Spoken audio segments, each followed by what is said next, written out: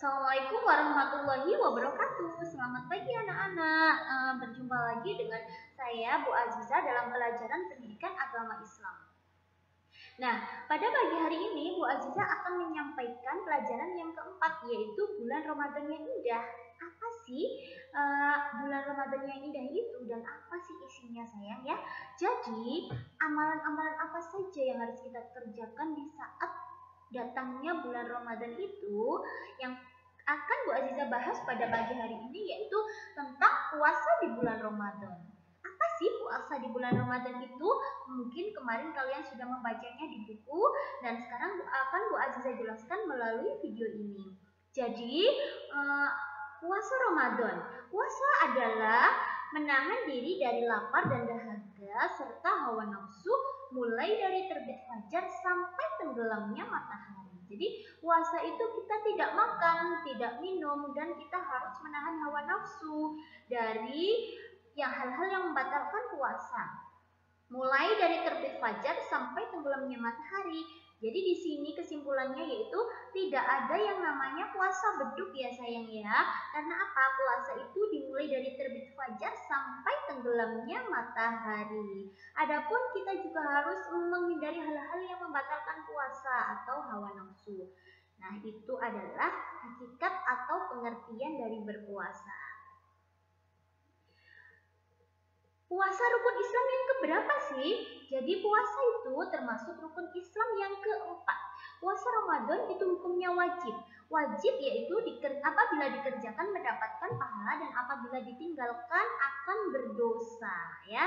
Jadi kita sebagai orang Islam harus dan wajib melaksanakan menjalankan puasa Ramadan. Adapun syarat wajib berpuasa adalah hal-hal yang dapat mewajibkan seseorang melaksanakan puasa. Yang pertama, beragama Islam dan telah balik. Jadi, kita sebagai umat Islam, siapapun yang beragama Islam dan telah balik atau dewasa, wajib melaksanakan puasa, ya. Yang kedua, berakal sehat. Berakal sehat itu jiwanya sehat, tidak gila. Ya. Jadi orang gila itu tidak wajib berpuasa, atau orang yang hilang ingatan itu juga tidak wajib berpuasa. Yang ketiga adalah kuat berpuasa. Maksudnya adalah kalau kita sudah kuat berpuasa, maka kita diwajibkan untuk berpuasa. Bu, seumpama ibu saya ini Bu melahirkan, tidak kuat berpuasa karena sedang menyusui, bagaimana Bu? Jadi sayang boleh menggantinya di hari yang lain atau mengkodok ya. Dan ada lagi, Bu, saya punya kakek, punya nenek sudah tidak kuat lagi berpuasa, boleh menggantinya dengan membayar fidyah ya, karena Allah itu maha baik ya sayang ya. Yang selanjutnya yaitu syarat sah puasa adalah hal-hal yang harus dipenuhi agar puasanya menjadi sah. Jika syarat tersebut tidak terpenuhi, maka puasanya tidak sah atau batal. Yang pertama adalah Islam. Jadi orang Islam, wajib Islam.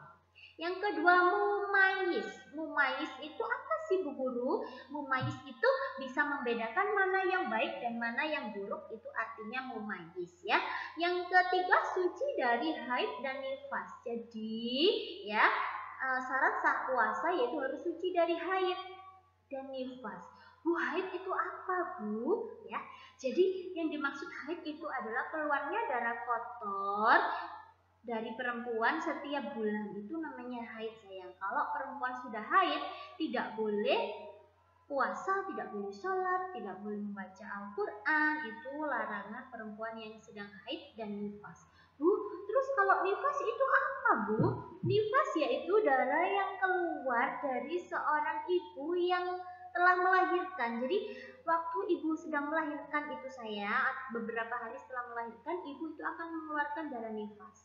Dan yang terakhir yaitu pada waktu yang tidak dilarang berpuasa. Kapan sih waktu yang dilarang berpuasa itu? Yaitu pada tanggal 1 Syawal, 10 Dzulhijjah, dan hari Tasyrik atau hari ke 11, 12, dan 13. Jadi kita dilarang untuk berpuasa. Selanjutnya ada rukun puasa. Rukun puasa adalah sesuatu yang harus dipenuhi untuk sahnya puasa.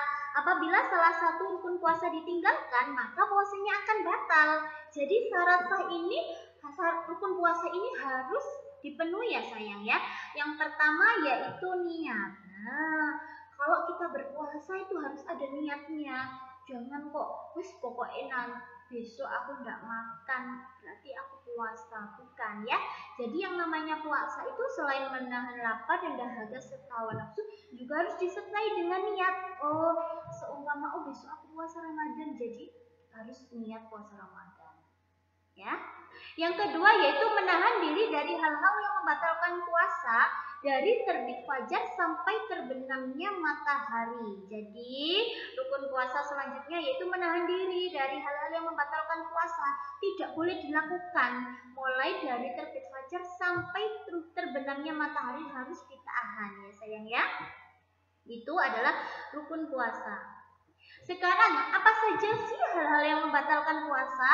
Yang pertama, makan dan minum dengan sengaja. Nah, contohnya saja pada siang-siang hari waktu kalian pulang sekolah ya. Aduh, di rumah lagi sepi ini.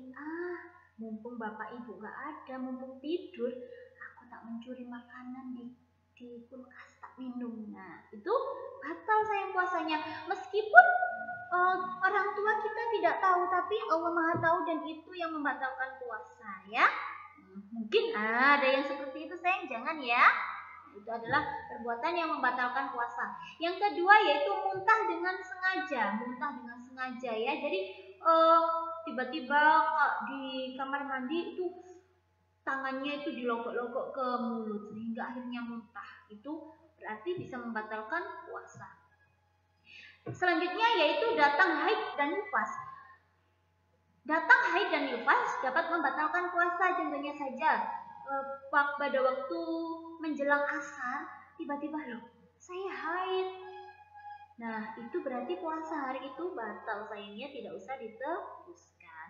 Yang keempat yaitu murtad. Murtad adalah keluar dari agama Islam. Orang yang keluar dari agama Islam berarti puasanya batal. Dan yang kelima yaitu hilang akal. Hilang akal itu gila atau pingsan. Contohnya saja pada siang hari Elsie tiba-tiba main di lapangan dan tiba-tiba pingsan. Maka waktu itu hari itu Elsie puasanya batal dan harus mengganti di hari yang lain. Sekarang ada hal-hal yang merusak pahala puasa sayang, hanya merusak, tidak membatalkan ya, tapi pahalanya berkurang. Apa saja sih? Yaitu yang pertama mencuri sayang ya. Tiba-tiba aduh, aku hari ini enggak bawa uang saku, pengen beli mainan, wes tak ambil saja uangnya temanku. Nah itu puasanya enggak batal sayang, tapi pahalanya berkurang. Yang semula nilainya 100 karena mencuri, nilainya jadi 95. Yang kedua berkelahi. Berkelahi itu adalah berkelahi dengan teman ya, marah-marah dengan teman, itu mengurangi pahala puasa ya. Yang semula tadi sudah mencuri, terus siangnya lagi berkelahi dan marah-marah, puasanya pahalanya berkurang lagi 5 jadi 90, nilainya berkurang lagi. Terus siangnya lagi mengingkari janji, itu ada mengingkari janji ya.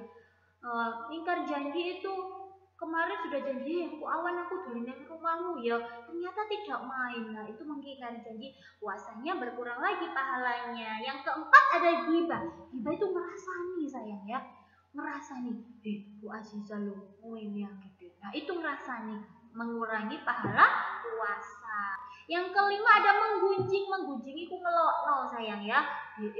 Karena iku lo welek adus wireng. Nah itu juga apa, mengurangi pahala puasa. Yang keenam ada menfitnah.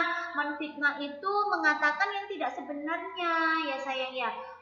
Padahal gak tapi diomongno iya, itu artinya menfitnah. Itu adalah hal-hal yang bisa merusak pahala puasa dan harus kita hindari sayang, agar puasa kita senantiasa senantiasa terjaga pahalanya.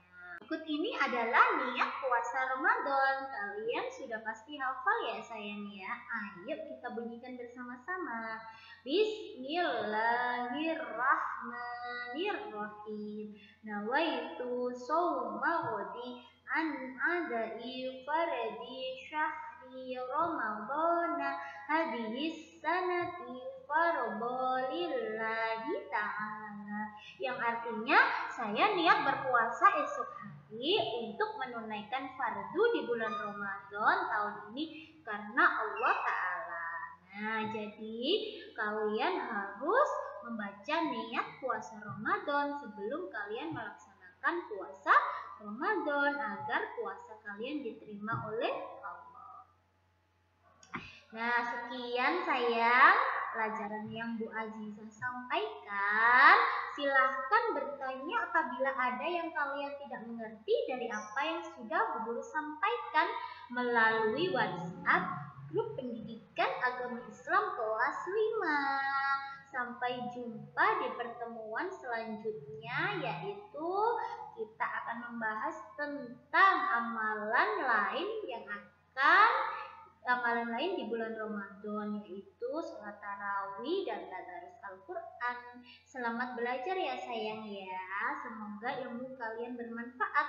Wassalamualaikum warahmatullahi wabarakatuh.